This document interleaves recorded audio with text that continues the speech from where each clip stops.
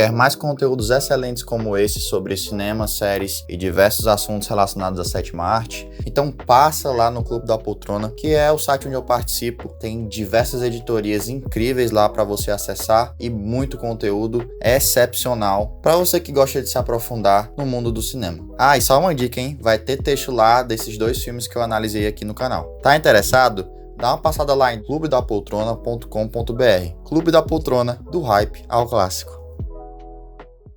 Fala pessoal, eu me chamo Thiago Araújo e você está no Quase por Segundo, este canal maravilhoso aqui que fala muito sobre cinema, sobre críticas, análises e tudo mais relacionados ao universo da sétima arte. Se você gosta de todo esse universo, então se inscreve no canal, ativa o sininho aí para não perder nenhum vídeo aqui que vai sair nas próximas semanas, curte esse vídeo, comenta aí o que é que você achou do conteúdo, compartilha nas redes sociais aí, em todas as suas redes, principalmente no WhatsApp e no Instagram, e bora lá pro vídeo. Hoje a crítica é sobre o filme A Menina que Matou os Pais e O Menino que Matou Meus Pais, os 2 filmes que saíram aí no Amazon Prime Video recentemente, dirigidos por Maurício Essa, escritos por Liana Casoy e Rafael Martins. Vamos lá, para você que não sabe sobre o que se trata esse filme, ele se trata sobre o caso da Suzanne von Richthofen, que lá em 2002 assassinou os 2 pais. Ela contou com a ajuda do seu namorado, Daniel Cravinhos, e do irmão do namorado, Christian Cravinhos. O filme vai contar a história desde quando eles se conheceram, até o momento em que eles desabrocharam ali um relacionamento, houveram ali problemas com os pais dela, né? Ela odiava os pais, até o momento aí em que ela se descobriu uma assassina fria. Esse caso é um dos casos mais hediondos da história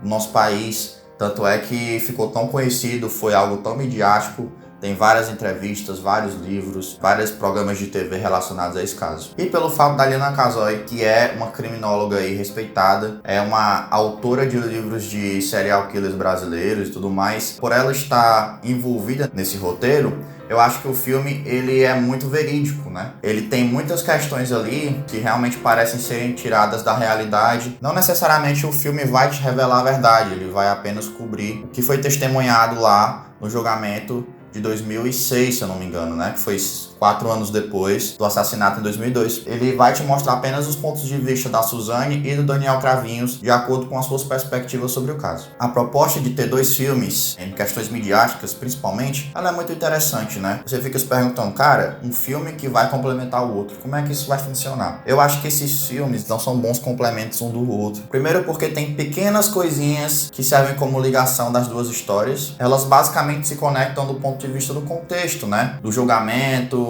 e existem versões da história que são contadas pelos Cravinhos e versões da história contadas pela Suzanne. Então o filme, segundo a justificativa oficial, ele existe nesses 2 formatos, digamos assim, para debater coisas da realidade, para debater sobre a natureza da sociedade, sobre as mentiras, blá blá blá, enfim. Não precisava ter esse formato, eu acho que engessa muito o filme, por você já conhecer a história e todos os caminhos para onde ela vai seguir. Depois que você vê um dos filmes, você vai ver o segundo filme, aquela experiência se torna meio enfadonha, porque você já tá vendo tudo aquilo. O filme ele quer te comprar uma situação em que você vai analisar os fatos e não sei o que, e tentar ver o que é verdade e o que não é, sendo que do ponto de vista do caso real, isso parece mais como uma espécie de simulação do Linha Direta. Não sei se vocês conhecem o que é o Linha Direta, é um programa antigo que tinha umas simulações de uns casos de crimes. É bem o que esse filme parece na realidade. O roteiro do longa começa muito bem ali, o primeiro ato do filme é muito bom, apresenta todos os personagens, você entende o contexto da relação ali dos 2, da Suzanne e do Daniel. A família, né, mais acolhedora do Daniel, ela é bem retratada, assim como a família mais distante da Suzanne, ela é bem retratada, mas eu acho que o filme, enquanto ele vai se desenvolvendo, eu acho que ele vai perdendo um pouco dessas nuances humanas que ele apresenta no começo. Principalmente a partir do momento em que um dos personagens se revela, entre aspas, né, com uma personalidade do mal, maléfica, simplesmente porque oferece um cigarro de maconha para outro personagem. Isso acontece nos 2 filmes, da mesma maneira. Ah, mas qual o problema disso? Vamos lá, gente. A gente está no século XXI e a gente sabe que não são todos os usuários de maconha que são, entre aspas, do mal, né? A maconha, ela pode ser usada de forma recreativa,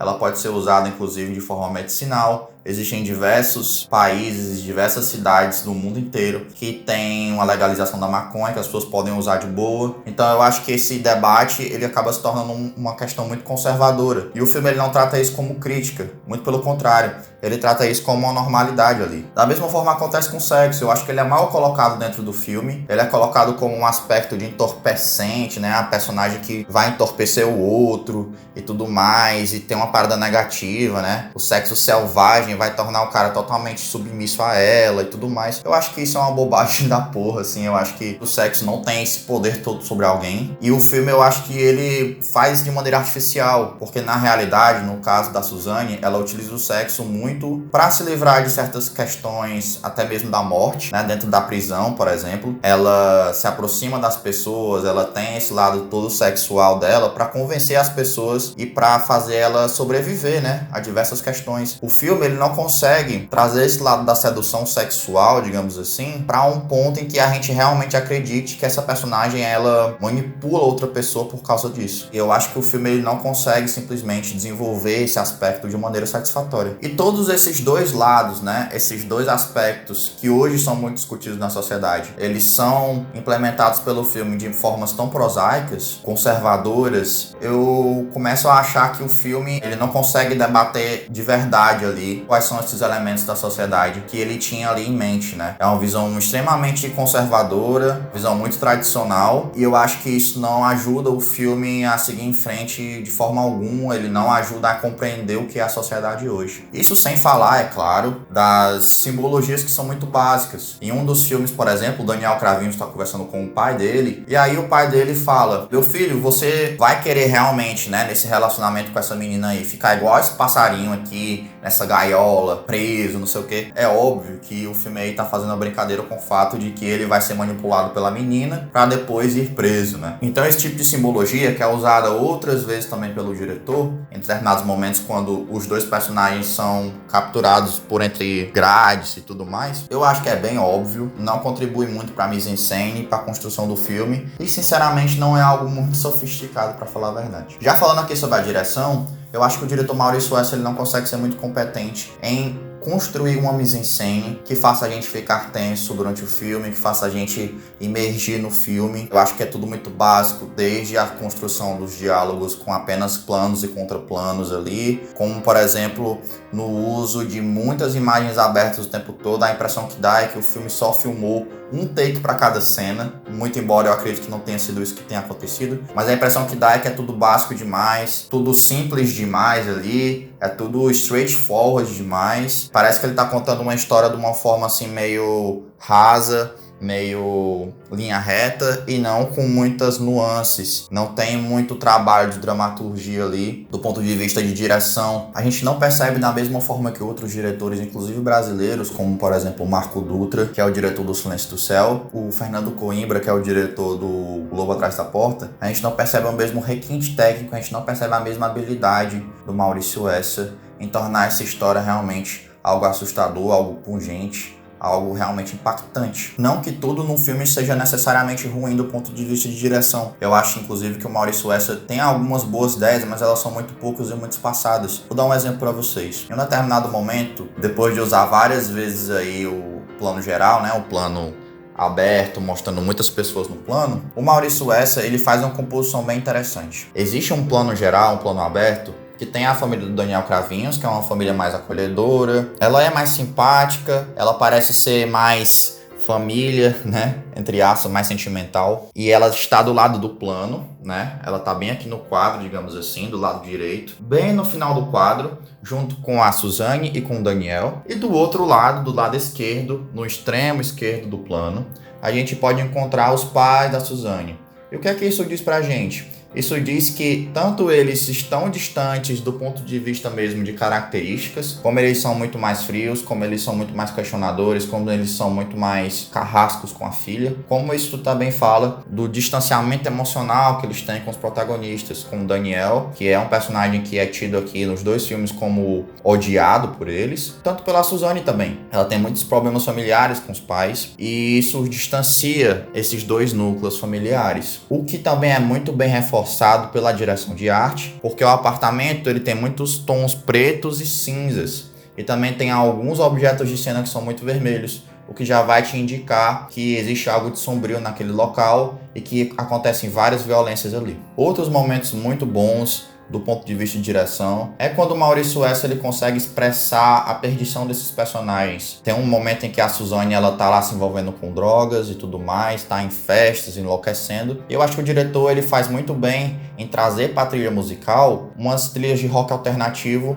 modificadas. Ele coloca ali, por exemplo, uma trilha do Radiohead, que faz todo sentido com o que está acontecendo. Inclusive o nome da música é Everything in its Right Place. E faz todo sentido, né? Está tudo no seu devido lugar. É muito irônico e faz parte da discografia do Radiohead, esse tipo de ironia pesada. Então o filme ele traz isso pra cá e funciona muito bem. E tem outros momentos também que ele consegue elevar essa solidão desses personagens, essa loucura desses personagens, inclusive no fim do filme, né?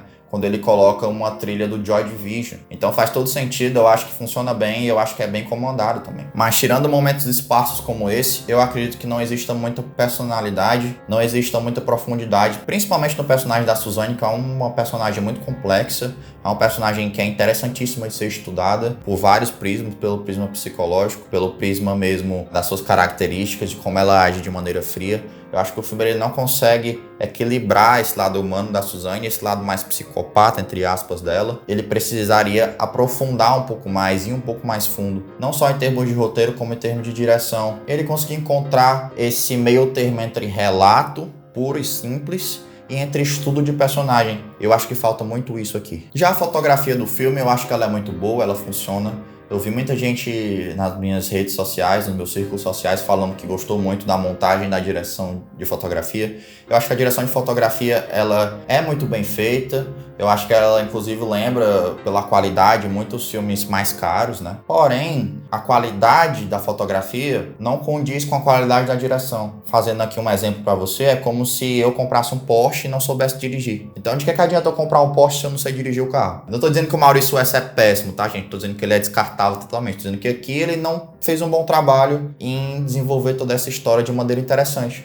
Então, a fotografia aqui, ela se perde bastante, por mais que ela tenha ideias interessantes de usar o Teal and Orange, né, que é uma coloração mais alaranjada, misturada ali com o azul, para mostrar que os personagens eles estão perdidos na vida ali e tal, entorpecidos. Eu acho interessante isso. Tem uma manipulação ali de tons frios e tons mais próximos do vermelho a cada momento em que o filme passa e que a história se torna mais cruel, se torna mais triste, em que a personagem ela se envolve mais com o crime. Tudo isso não é utilizado à sua potencialidade, digamos assim. É utilizado de maneira muito esparsa, muito pequena, em momentos bem pontuais do filme, o que torna, eu acho que a experiência bem mediana, bem medíocre até. Já em relação à montagem, eu acho que se você vê um filme só, tudo bem, eu acho que ela consegue ali segurar um pouquinho, eu acho que tem um desenvolvimento até bem interessante. As elipses de tempo eu acho que funcionam. Agora, se você vê os dois filmes juntos, parece muito mais arrastada, muito mais difícil de assistir. Parece que ao invés de ser 1h30 cada um, parece que é 5 horas a experiência completa. Porque você já sabe o que vai acontecer. Os dois filmes eles não são suficientemente interessantes em termos de conteúdo, em forma de conexão, para que você realmente veja aquilo como algo diferente, algo complementar. Eu acho que existia esse desafio de montagem que não foi tão bem trabalhado.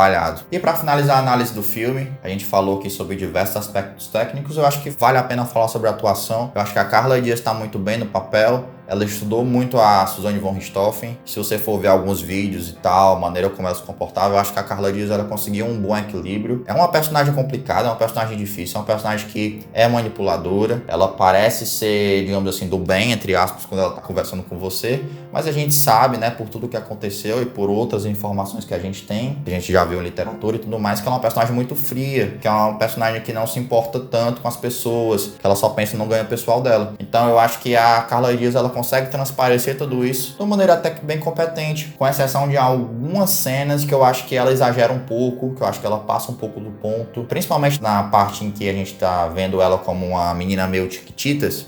Eu acho que ela exagera um pouquinho na entonação da voz, na forma como ela se porta. Eu acho que tem alguns momentos aqui nesse filme, inclusive, que são para demonstrar certas questões de cada ponto de vista da Suzanne e do Daniel, que são meio toscos. A primeira vez que a Suzanne vê os pais do Daniel, eles estão almoçando lá, aí aparece o irmão do Daniel, o Christian, começa a falar umas coisas lá com a mãe dele, e aí a Suzanne, ela olha assim pro Christian e faz uma carinha meio assim, ó. Então, assim, é uma parada tão exagerada que é até meio cômico, né, em alguns momentos. Então eu acho que existe um pouco de desequilíbrio na atuação da Carla Dias nesse sentido, mas de maneira geral funciona muito bem. A melhor atuação do filme pra mim é mesmo do Leonardo Bittencourt, que faz o Daniel Cravinhos. Eu acho que o menino é excelente em tudo que ele se propõe, tanto na visão dele do personagem, de ser alguém mais influenciável, de ser alguém mais do bem, entre aspas, de ser um menino com valores e tudo mais, ter uma família acolhedora. Ele vai muito bem fazendo isso, assim como ele também vai muito bem expondo a faceta mais dark do personagem, expondo a faceta mais gananciosa do personagem, aquela que também manipula muito a Suzane, né, em determinado momento. Então eu acho que ele consegue distribuir muito bem aí as qualidades de atuação, e é um ator a se observar, eu acho, é um ator a ficar de olho aí nos próximos projetos. O elenco de apoio também, não vou citar muitos nomes aqui, mas por exemplo, Leonardo Medeiros, que faz o pai da Suzane, é um excelente ator. A atriz que faz a mãe da Suzane também, que eu não vou lembrar o nome agora, é uma excelente atriz. Todos os atores ali também, que fazem o Christian, que fazem o Andréas, que fazem os pais do Daniel Cravinhos, eu acho que todos eles são muito bons. Enfim, eu acho que nesse departamento de atuação é tudo muito bem resolvido. E é claro, gente, pra finalizar, depois de ter falado tudo isso, pra vocês entenderem um pouco mais meu ponto de vista, o filme, ele é muito engessado. Ele fica muito dentro daquela questão do relato, daquela questão dos depoimentos. Os roteiristas, eles, por exemplo, não vão atrás de outros depoimentos, por exemplo, o depoimento do Andréas, a visão da promotoria, o depoimento de outras pessoas da família, por exemplo. Eles ficam apenas nesses dois personagens e você meio que tem que decidir em quem você acredita mais, ou tentar juntar uma espécie de quebra-cabeça. Eu acho que isso fica muito no terreno da simulação, como eu falei, parece um pouco com linha direta, como eu tinha citado lá no início do vídeo. Isso me incomoda um pouco, eu acho que poderia ser um filme mais corajoso, poderia ser um filme que busca mais, ser mais forte, causar mais impressões no espectador. Enfim, diversos sentimentos que esse tipo de filme normalmente causaria. E isso se consegue com uma boa direção, uma direção forte, com bons aspectos técnicos, com atuações fortes, com um roteiro muito melhor, muito mais corajoso, muito mais engajado em tentar entrar dentro da mente desses personagens. E isso infelizmente não acontece aqui. Eu acho até que o roteiro poderia ter ido um pouco mais além e buscar alguma coisa relacionada à prisão desses personagens, ao tempo deles lá. Enfim, se ele quisesse realmente se diferenciar, né? Diferenciar cada filme em questão de conteúdo, em questão de complementação do que a gente está vendo. Mas ele simplesmente não faz isso. Portanto, por toda essa falta assim, de desenvolvimento, por todas essas questões negativas, né, em relação à direção do filme, em relação à montagem do filme, em relação ao conceito desses dois filmes, ele poderia ter ido muito além. É por isso que eu dou nota 2 de 5, eu acho que é um filme mediano. Ele é mediano, mas não mediano pra bom, né? Ele é mais mediano pra baixo, digamos assim. Eu acho que ainda assim é um filme que vale a pena ser assistido, porque é um filme brasileiro, é um filme que pode provar aí pras produtoras, pode provar aí pros órgãos competentes, as pessoas que produzem o cinema nacional, que vale a pena fazer mais filmes sobre crimes brasileiros, porque as pessoas se interessam, as pessoas gostam, as pessoas comentam nas redes sociais, e isso gera muito engajamento, gera muita discussão, e isso faz muitas pessoas pesquisarem esses assuntos, e é muito legal. Isso já tem sido difundido muito em podcast, já tem sido difundido muito em séries da Netflix, por exemplo. Então eu acho que vale muito a pena ser investido esse núcleo dramático, esse núcleo cinematográfico nessas produções de crime. Eu acho que faz sentido, vale a pena. E uma outra coisa aqui que eu também vou defender o filme aqui no final desse vídeo: você que falou aí fake news, que a Suzane von Richthofen ganhou dinheiro com isso, que o Daniel Cravinhos da realidade, né, os dois reais, ganharam dinheiro com isso é mentira, tá? Eles não ganharam dinheiro com isso. Os filmes são baseados somente apenas no depoimento dos dois. Então, essas questões aí que foram ditas durante a divulgação do filme, de que é um filme hediondo, que fala questões negativas sobre a sociedade, não sei o quê, que traz um assunto péssimo, blá blá blá. Gente, quantos filmes americanos sobre essas mesmas questões vocês já assistiram? Quantos filmes que possuem assassinatos a sangue frio? Quantos filmes que possuem decapitações? Vocês já reclamaram sobre isso? Vocês já reclamaram de Jogos Mortais? Vocês já reclamaram de filmes que tratam de assassinos em série lá nos Estados Unidos, como Ted Bundy? Tem filme e série dele na Netflix? Vocês já reclamaram disso? Então, por favor, né, galera? Bom, é isso. Assim eu termino meu vídeo. Nota 2 de 5 pro filme, infelizmente, mas mesmo assim vão lá ver. Apoiem o cinema nacional. E também curtam esse vídeo, apoiem o meu canal. Compartilhem o conteúdo lá nas suas redes sociais, no Instagram, no WhatsApp, onde vocês quiserem. Apertem aí no botão de se inscrever. Se inscrevam aqui para acompanhar os próximos conteúdos, que eu sempre tento fazer os conteúdos mais completos possíveis para vocês. Apertem aí no sininho para seguir todos os vídeos, receber as notificações para vocês já correrem para assistir o vídeo assim que sair. Eu agradeço demais a participação de todos vocês. Um forte abraço e até a próxima.